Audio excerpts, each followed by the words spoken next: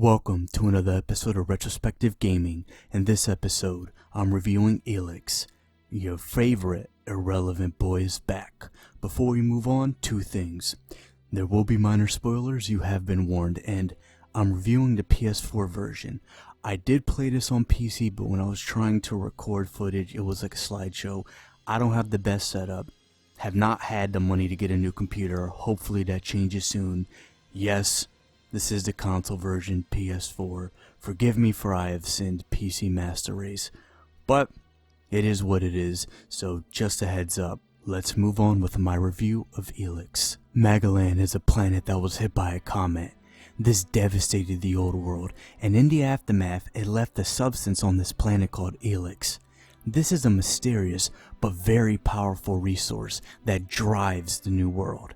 Several different factions rose out of the ashes of chaos to forge a new world based on their beliefs and philosophy. The Berserkers, who are driven by their philosophy of not liking technology and being one with nature.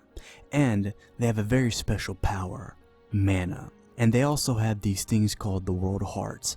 If grown properly and planted right and all that stuff, this will sprout trees, grass. It will just bring a whole patch of beautiful landscape to wherever it's planted. And they want to use these to make the whole world bring it back to nature. Then you have the clerics.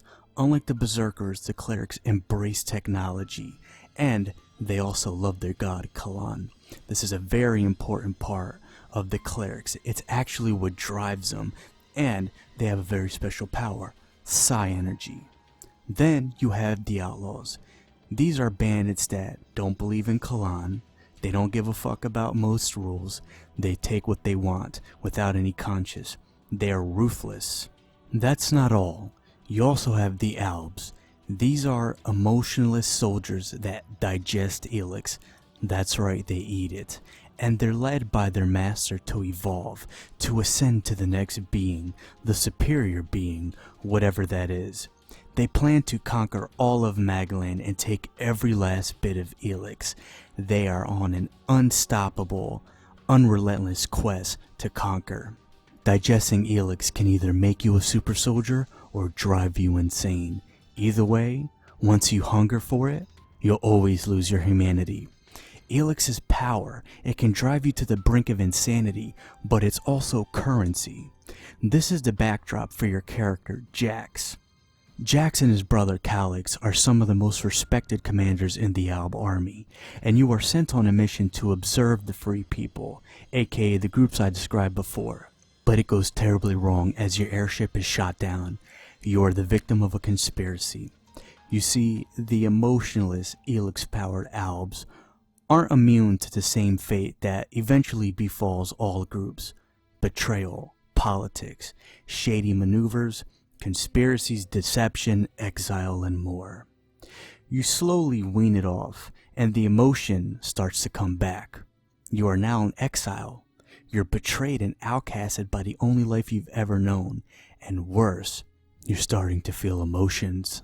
Now you're left on your own, to fend for yourself among the free people, to learn of the history of the different factions that inhabit the new world, and how they came to be in their current form, to find out who backstabbed you and why, and to find out the meaning behind this mysterious Elex that rules this new world. You've been raised to be an emotionless drone following orders, and due to this circumstance, you are set free to feel hurt and to discover the world of Magalan. And this is how Elex starts. There are a lot of things I like about the story in Elex, not only the dynamics between the different factions, but the different areas they inhabit too. For example, the Berserkers, they live in nature and they plant world seeds, so when you go to their main headquarters and the area that they control, you see a lot of nature, you see a lot of forest, trees, grass. But in contrast, when you go to the clerics and you see their headquarters, it's this huge technological marvel surrounded by volcanoes and lava with huge mechs roaming around and combat robots. And this helps with the environmental storytelling. A key thing to me when you think about environments and there's factions around them is not only how the different philosophies they use that to build the cities they inhabit, their headquarters, camps, whatever, but also how it affects the area around them. Why were they forced, or did they choose to be in this area, and how are they trying to shape around it? And you see this, thankfully, in Elex. It may seem like it's a no-duh thing or it's a minor thing, but sometimes these details go out of the window, and sometimes developers forget. Thankfully not in Elex. And due to this and other things, I was motivated and I wanted to learn the secrets and history behind these factions too. And one of my favorite parts in the game is how and what you have to do to find out the secrets behind one of these factions. It's a long clue hunt that takes you all over the map, and not only are you learning about the secrets of this faction, you're also learning a little bit about the world as you collect these different clues and try to put everything together. That's one of my favorite parts of the game. Now, it's not only the major factions that I was interested in, I also like the fact that there were exiles from different factions, and you also had the Alb Separatists too. And specifically, this has to be my favorite area in the game, the Dome City. Not gonna spoil much, but in this city, this is where exiles from the different factions and people who just decided to leave, they live together in this one area under a huge dome, and they're under the rule of the clerics. And it's just interesting seeing how these different people that were exiled or left, how they have to deal with their mindsets together. I mean, you have separatists, clerics, berserkers, outlaws trying to coexist together in one small area. That was my favorite area in the game because it was just crazy seeing all this. And for the most part, I felt that the factions in this game, they weren't shallow. Each faction has glaring issues and setbacks, and they're stuck in their own ways. They're really stubborn, but it's not a cult. You'll run into members, not exiles, members that are currently in the factions that feel conflicted, and especially with the clerics. I like that aspect a lot. I felt that the main camps were fleshed out enough with its believers, detractors, and people in between, and the crises between certain members in the camp and what they believe. Several times, I've agreed with the clerics and almost been like unilaterally agreeing with them like this is the way to go, just to sit there and think that one person has a point. And this is one of the things that I feel an RPG has to do. It has to make convincing enough arguments to at least make you consider changing your mind. Even if right from the beginning you have this set belief or you chose to go this one way, there should be enough to at least make you reconsider your choices and what you thought 15 hours ago. And thankfully to me, that's what Elex did. Now with that being said, while I do like the setting and the story in Elex, I do think that when it comes to the story, there should have been more in-depth explanations of Tao within these factions. Sometimes I felt like their reasonings were a bit too shallow. There should have been a bit more in-depth and diverse. I would have liked to seen that.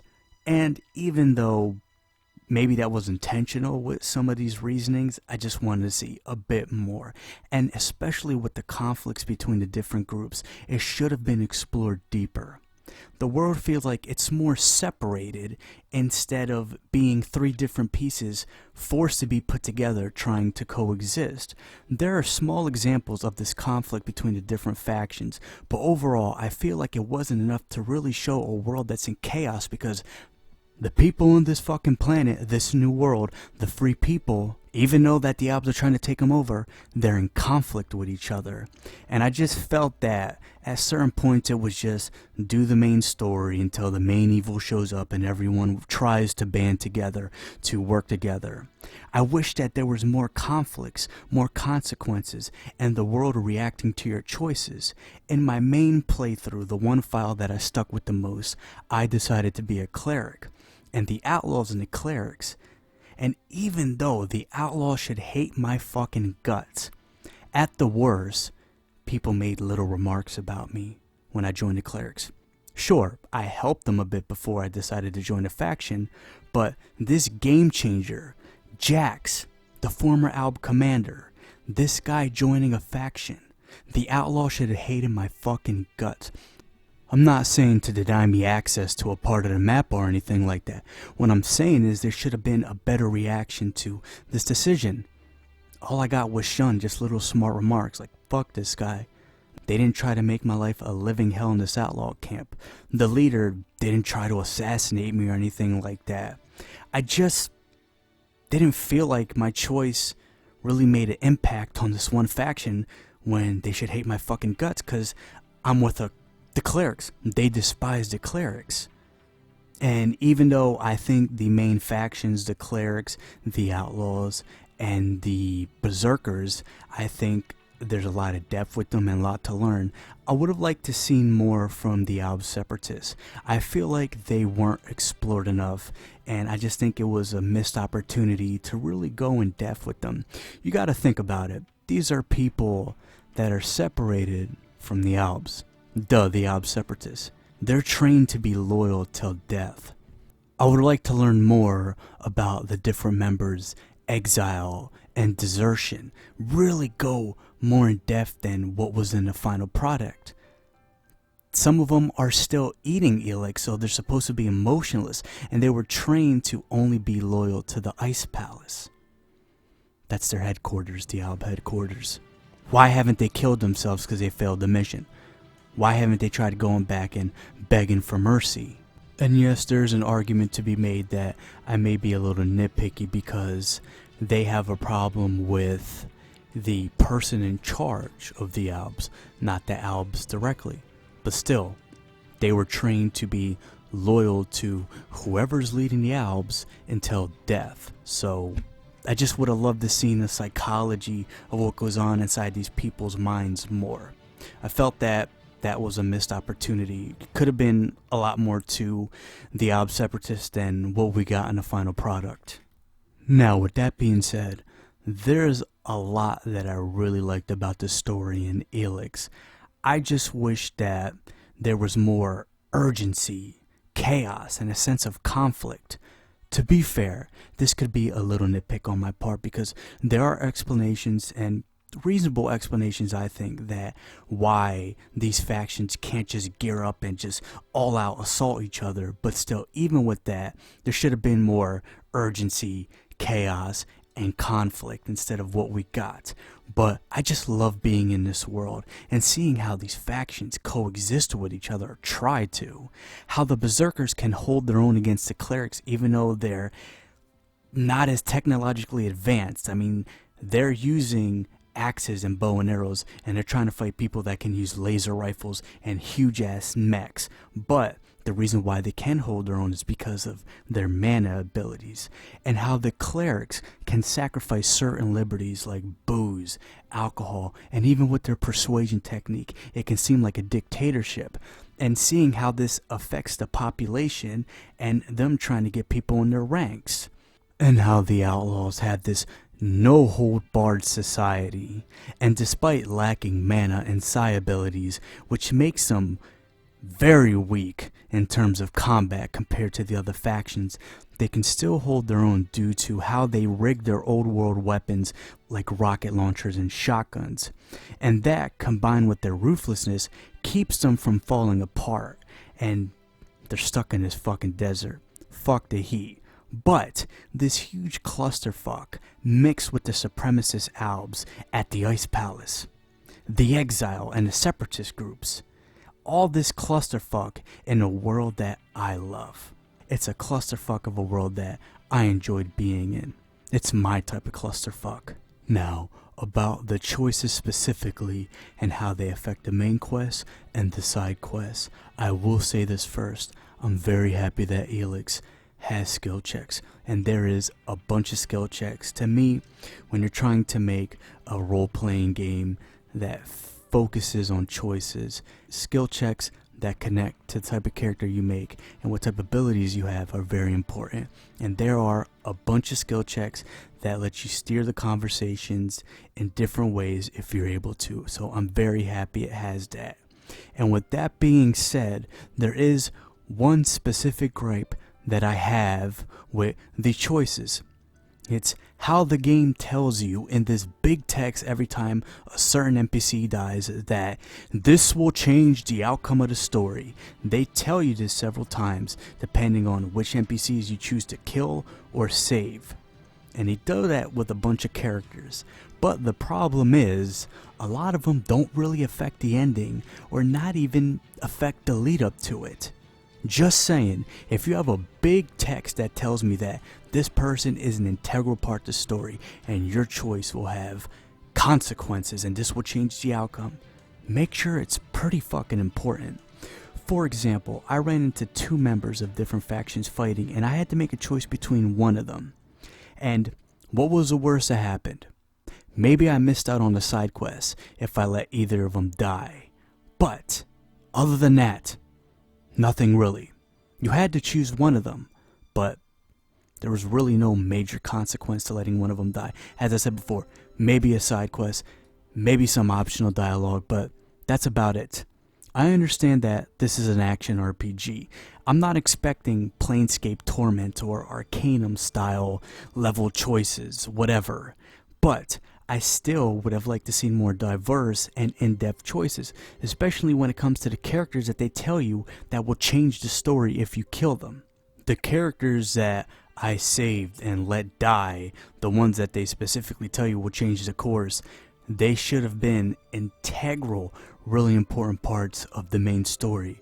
Or maybe, even though they're not that important, you get to see the aftermath of you saving them at the end.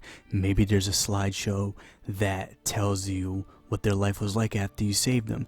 Maybe they'll run up to you and give you this really long talk about what they've been doing. Anything like that, but unfortunately that's not the case. Elex also has a morality system, and what I mean by that is your character has a cold level. Now, your character can say some really cold things, which means they were being an asshole, and the less cold they are, you get what I'm saying. This allows you to affect some really major choices and dialogue options.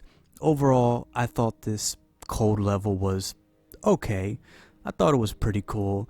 Could have been worked on a lot more because there's some dialogue choices where my character's cold level should have gone down, but it just make them more cold, which means I said something that was an asshole response, even though I felt that it wasn't. I still think it's a little wonky, but even with that being said, I thought it did its part and I liked it. For the sequel though, it should be worked on a bit more. Unlike the last Piranha Bytes game I played, Arisen, Elex places a huge emphasis on your companions and the notion that we're all in together, especially throughout the main story.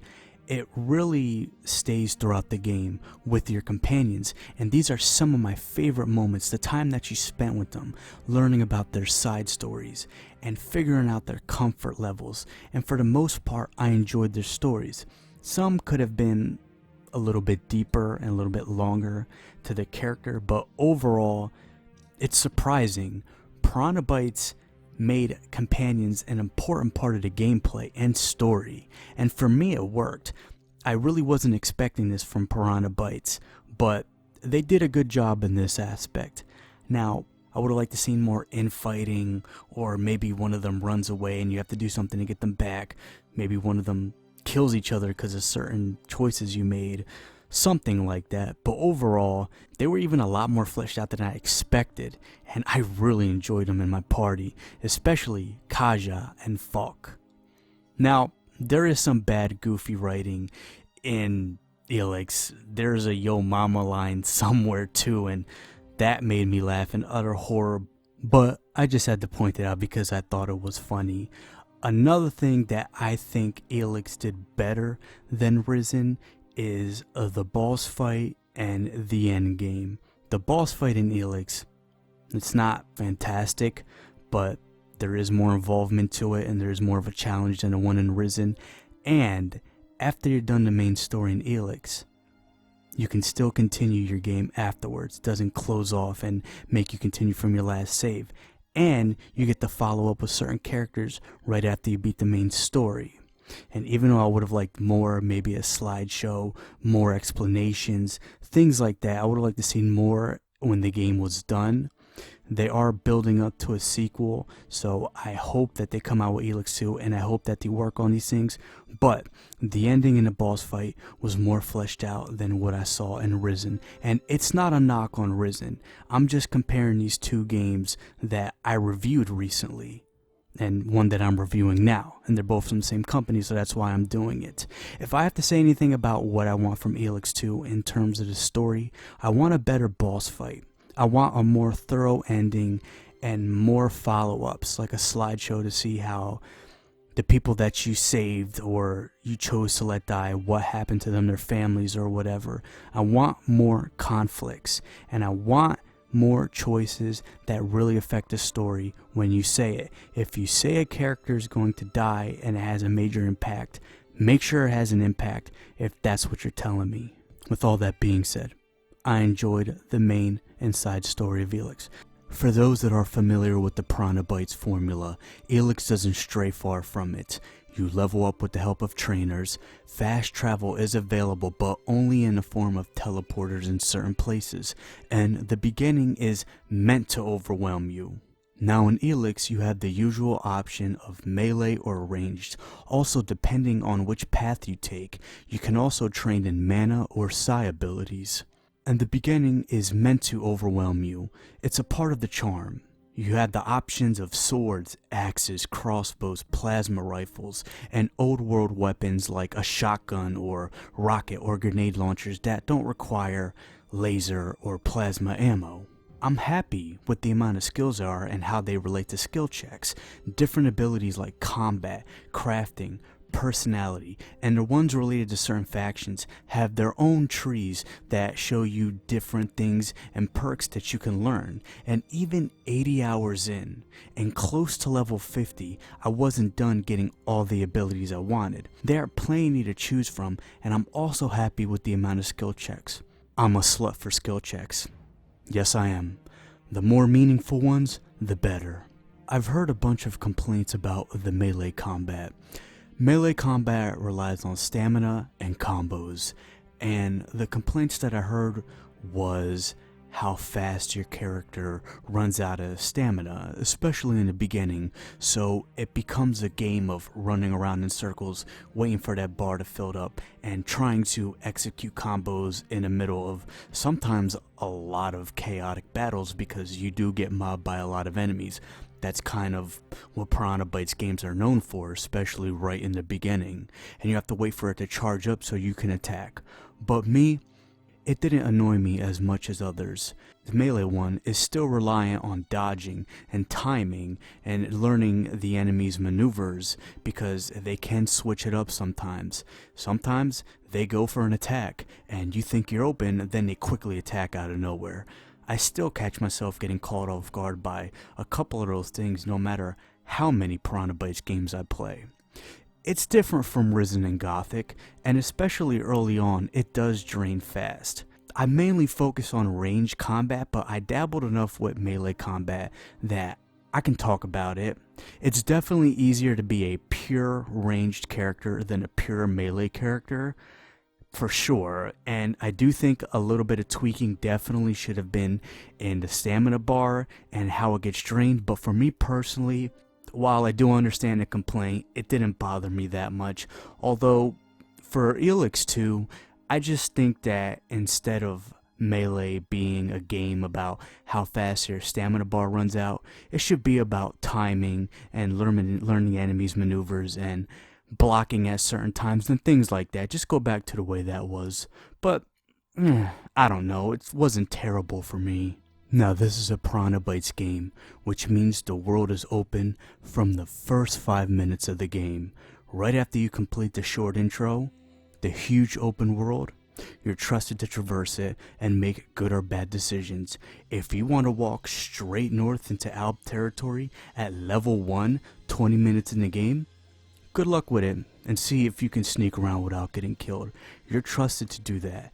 And this is an aspect where Elex really shines, and it's what I expect from Piranha Bytes. You're getting dropped into this huge open world with tons to explore, but you also have this natural progression that happens with the character, and they really have a knack for making you feel this.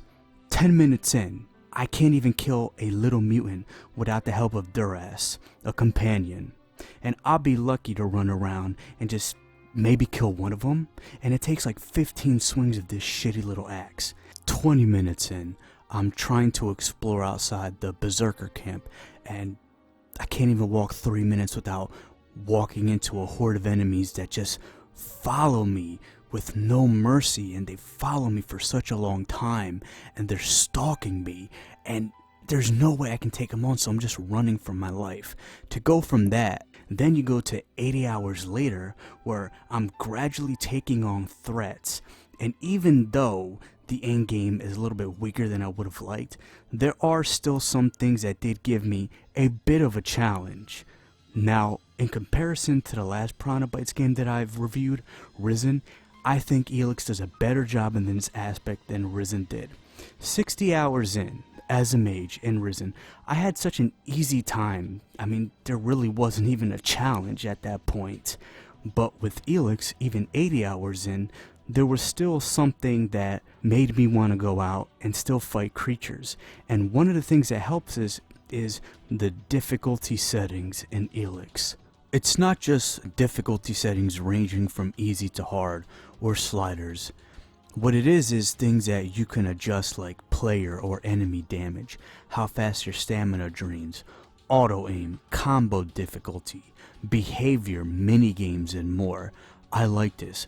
It definitely needs more work, but if a game is going to have difficulty settings, I like this way of doing it now.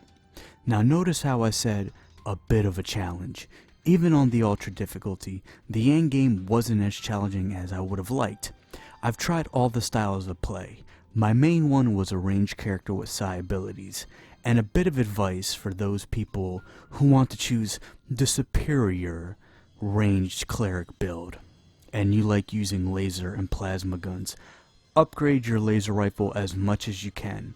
Laser rifle ammo is easier to find and cheaper to buy, and at first, plasma guns seem way more powerful than laser ones, and it has different abilities attached to it, so that's different, unlike laser rifles where all you can do is shoot single burst or a lot of bursts. But a strong laser rifle will go a lot farther than a strong plasma rifle because of how easier it is to find and buy ammo for it. Trust me, my laser rifle was a tiny bit weaker than my plasma, but it more than made up for it in the availability and how much the ammo costs. So that's a bit of advice for cleric ranged builds. Now Jax has a jetpack with him at all times, and at first it may not seem like it's much because you can only use a jetpack for a small amount of time and it's not infinite, but it does make a difference in the gameplay. If you're using a ranged build, you do have a slight advantage over characters that don't have a bow or any other weapon to shoot you with. So for a small period of time, you can just hover above them and get your shots in. But it also means that you can explore the world in a different way. You can use your jetpack to help get higher ground, try to climb over mountains, things like that. I thought it was a nice touch. I liked using the jetpack. I thought it was cool.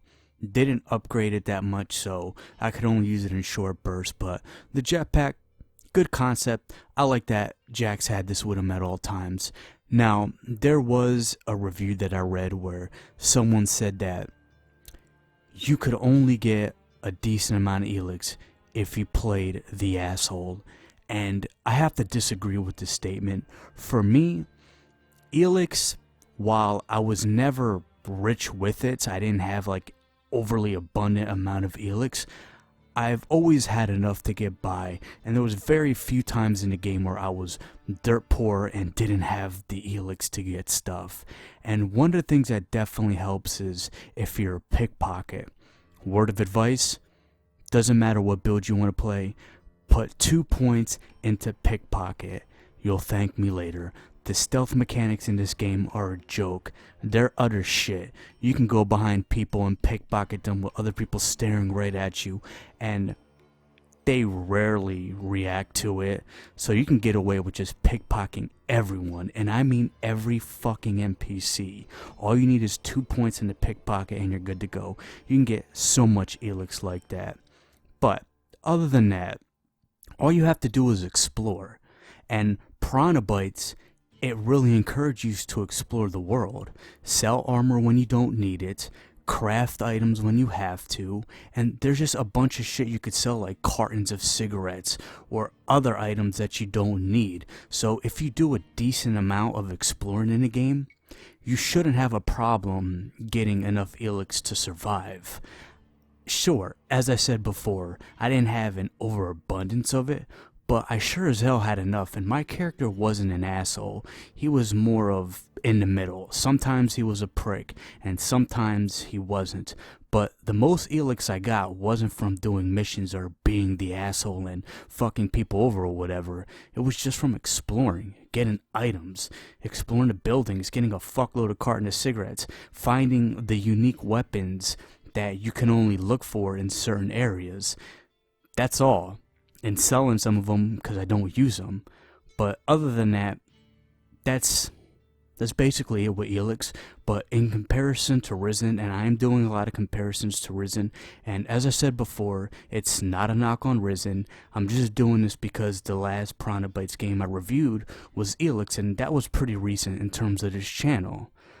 Compared to Risen, Elex does a better job in making you work to get Elex, making you explore to find it, and having enough to do with it so it doesn't feel you're carrying all this shit without anything to spend it on. The problem I had with Risen is that I had a lot of currency and I had nothing to spend it on.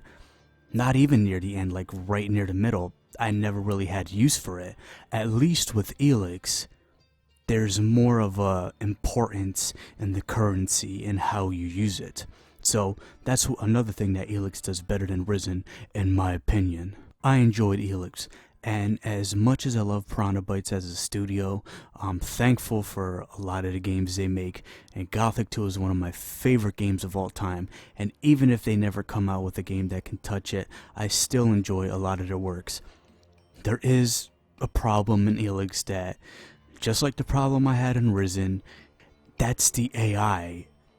The AI in this game is mediocre at best, and the challenge in this game is how difficult some of the enemies can be, but especially in hordes of enemies getting ganged up on, because the tactics that they use is alright at best. There have been times where I would use my jetpack to hover over enemies so they can't hit me with a melee weapon. And they have a bow, they have a gun, they have something they can shoot me with, but they choose to run around me in circles like a chicken with their head cut off. The AI in this game is just not good. There were some moments where the AI were really clever, and you saw bits and pieces of what can be if they just overhauled their AI. Sometimes the enemies would really try to flank or run away, or finally just mob together and pull out their guns when I'm flying over their camp shooting at them. But this didn't happen enough, and overall that's the problem. The AI needs more work, and that's one of the things that they really have to work on for future releases. Even when you turn the difficulties up, it could have been a lot better. I'm fine with the Euro jank. The shooting mechanics may not be the greatest, but it's okay. I didn't have no problems with it. I can handle the melee stuff.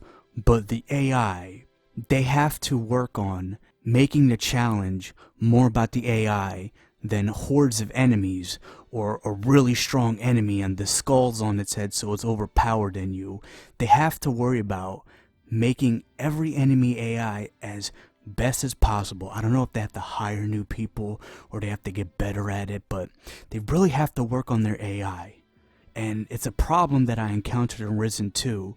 It depends more on hordes of enemies and you being overwhelmed in the beginning than strategic AI and being tactical in combat. The tactics doesn't come from you being one-on-one with a person unless they're overpowered and they're a way higher level than you. But if y'all are on the same level, it's not going to come down to, okay, I have to really think about this guy's attacks and I have to really maneuver around it. It's going to be about how many friends does he have, what powers does he has, is he over level compared to you, because it's certainly going to be about tactics. And if they can just work on this and improve the AI, it can really help them out in future releases. I don't mind the Euro jank, but work on your goddamn gay eye. I said gay eye, oh my gosh. I got rainbows in the brain. I'm keeping that in. Work on your goddamn AI. It's not the worst in the fucking world, but it's something that can certainly improve on. And the reason why I sound a little bit annoyed is because I just keep running into this problem like I did with Risen. Work on your fucking AI. Even though there's a challenge, as I said before, it ain't gonna come from the best AI in the world. Not even close to it. It comes from power in numbers and sometimes taking on challenges that may be a bit higher level than you or an extremely higher level. But while this can work and while it can be fun, if they just work on the AI of the individuals instead of relying on mobs to take care of that challenge, it can be so much more. Elex does have a crafting system, and it does have some survival elements in terms of you being able to find a campfire anywhere and make certain recipes, just like Risen did. And I'm glad that they expanded on that. There's a bunch of different plants to collect. There's a whole bunch of different recipes that you can make when it comes to certain food, armor, gems, things like that. So I did like that aspect, and I think that they just need to expand on it more. I am reviewing the PS4 version. I played this on a PS4. Take 2 seconds to get the console peasant comments out of your head. Get it out of your system. I did what I had to do. I also played this on PC and it ran okay on there. My system's garbage. But when it came to recording, and as soon as I had to press that button to get some footage, it turned into a slideshow. So I did what I had to do, and I like having physical copies too. It was cheap. So besides from it being on a PS4 on its own, it's a Piranha Bytes game, so there are bugs. Enemies do get caught up in walls. Sometimes they act like fucking retards, and they'll run off course, and something will get wrong in their AI, and they'll like get trapped in circles. It's just sometimes the AI and the bugs can be really weird, and this isn't a problem that's been new to Piranha Bytes. They've been known for this for a while. While it's not the most buggy game out there, it still has its fair share of bugs. Now, as far as for it running on the PS4, the best way to play this is on PC. With the PS4, you're gonna have draw distance issues. You're not going to be able to see very far because of the console limitations, and it's not just going to look as good as it is on PC. But I will say this, I thought that it was going to be a technical dumpster fire. I thought when they were going to port it to consoles, and I played this on my PS4, there's no way that I was going to be able to get through it and stomach it. And there are certain moments where the frame rate drops fucking horribly. I'm talking about it probably goes from like 30 to 8 or 15 for a couple of seconds, and it doesn't look as good as a PC version. But with that being said, overall this port is okay. And another thing I want to say is that when companies like this put games out on consoles too to release alongside the PC, sometimes, and I'm not talking about just joking, I like console peasant jokes, PC master race, I don't take that shit seriously, whatever, play whatever the fuck you want to play, do what you gotta do. But some people take it seriously and they're like, oh well, the console port is the reason why this game has all these bugs and stuff because they had to put it on consoles, lack of hardware. No, the thing is, put the blame on developers. They chose to put this game on consoles. So if a game is buggy, that's on the developer's fault, because there's bugs on PC too, and that's not because it's being ported to consoles that made this happen. It's because the developers didn't iron the bugs out. And if you're going to put a game on consoles, put a little bit more effort into it. If you make that choice, then put some effort into it. More than what was shown in the console ports, because while they're okay, they could have been a hell of a lot better. It's passable. It gets the job done. But if you're going to port a game, I don't want gets the job done. I want it to be as well as possible in terms of the technical aspects of it. So that's another thing that Pronobytes has to work on. If you're going to port a game to console, try to make it on par with the PC port. And I'm not talking about in terms of graphics, I'm talking about everything else. So the ideal way to play this is on PC, of course. And even if you can only run it at like 30 frames per second, get it on the PC. But with that being said, as a standalone version, a console version, it runs okay besides the crashes and some frame rate drops. It's alright. That's about it. And as far as the controls, I had no problem playing this on a PS4 controller. There's not that many hotkeys because you're playing on a controller, so some people might be annoyed with that. But other than that, it was an okay experience in terms of playing it on a PS4. Just get the PC one if you can. But if you want to play it on PS4, I mean, you can do way worse. But with all that being said, I love the world in Elex. I love the atmosphere in this game. I love running around the Dome City.